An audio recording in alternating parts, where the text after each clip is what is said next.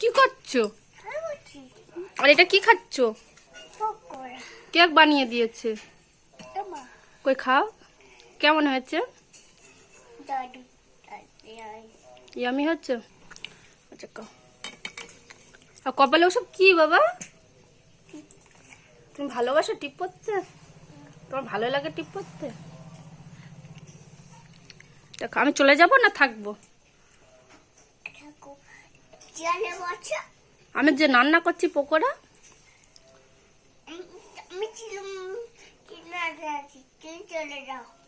আমি চলে যাবো?